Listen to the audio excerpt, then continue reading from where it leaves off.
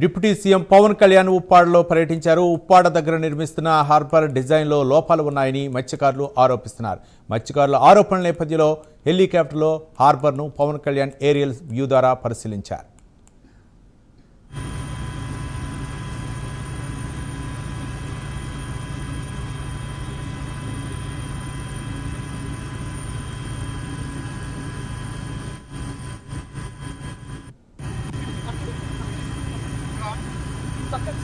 చూడాలని వచ్చేస్తున్నాం.